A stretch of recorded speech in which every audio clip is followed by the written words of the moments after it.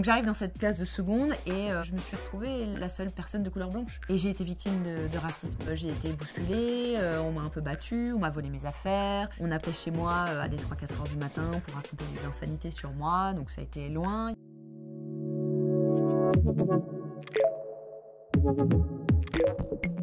Bonjour à toutes et à tous, je suis Sandy Ribert, journaliste sportive en télévision. Je suis franco-belgo-anglaise, j'y tiens, je suis européenne. Bienvenue sur Papillon Action. J'ai un profil un petit peu atypique puisqu'avant d'être journaliste, j'étais dans le marketing des médias. Donc je suis rentrée chez Eurosport en 2007 et puis j'ai repris mes études quelques années après et j'ai fait un master en journalisme au CELSA. Et j'ai enfin réussi à réaliser mon rêve, je suis devenue journaliste en 2013. Concrètement, dans mon métier, j'aime dire que je raconte les histoires des gens. J'avais 7 ans quand je regardais la guerre du Golfe à la télévision et j'ai regardé mes parents et j'ai dit je veux faire le métier de la dame, je veux raconter les histoires des gens. J'utilise voilà, toutes les cordes que j'ai à mon arc pour faire, j'espère, mon métier de la bonne manière.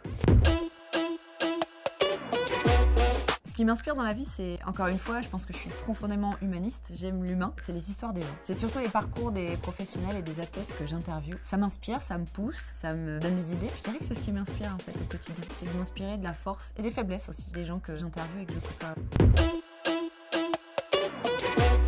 À la maternelle, je suis arrivée, je parlais français-anglais, je mélangeais tous les mots, toutes les langues. Assez rapidement, les camarades m'ont mise de côté. Après est arrivée la primaire où je faisais une tête et demie de plus que les autres. J'ai malheureusement pas été dans une classe sympa. Il y avait un peu une leader qui m'avait prise un peu pour la tête de turc. Elle avait un peu ligué toute la classe contre moi. Et puis après, une année seconde qui a été très compliquée, je me suis retrouvée la seule personne de couleur blanche. Et j'ai été victime de racisme. J'ai été bousculée, on m'a un peu battue, on m'a volé mes affaires, on appelait chez moi à des 3-4 heures du matin pour raconter des insanités sur moi, donc ça a été loin, ils ont porté plainte. Et on m'a changé d'école l'année suivante et ça s'est mieux passé. J'étais dans un lycée où la diversité, pour le coup, là, était représentée, donc il y avait beaucoup moins de problèmes. Aujourd'hui, j'en fais une force, puisque ça m'a fait beaucoup de mal sur le moment. J'ai eu la chance d'être très entourée par mes parents et je me suis sentie soutenue.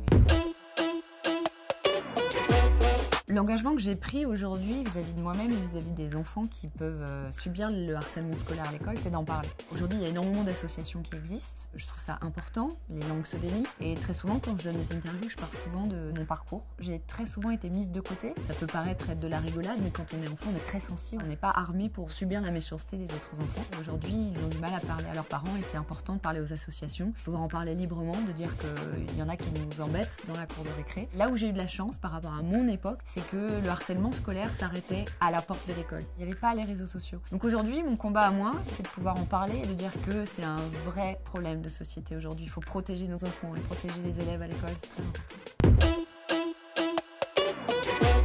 J'ai déjà ressenti des injustices dans mon métier. Je suis journaliste sportive, donc il y a quand même beaucoup plus d'hommes que de femmes. Donc oui, effectivement, j'ai fait preuve d'injustice et de misogynie dans mon métier. Grâce à des expertes qui arrivent sur le marché, on arrive à leur clouer le bec à ces mecs.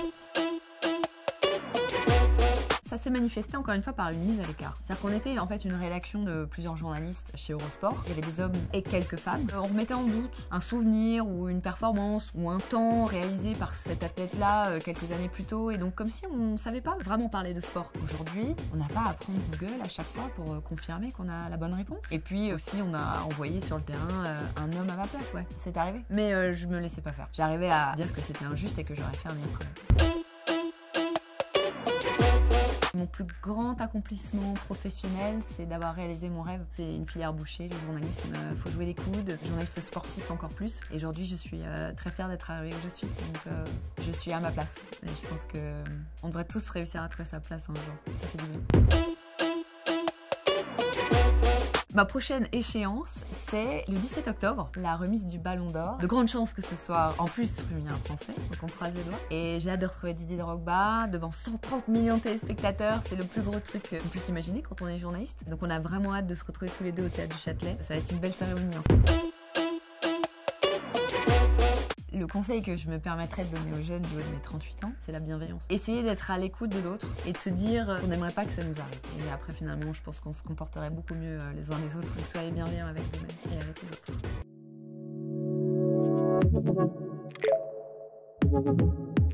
autres.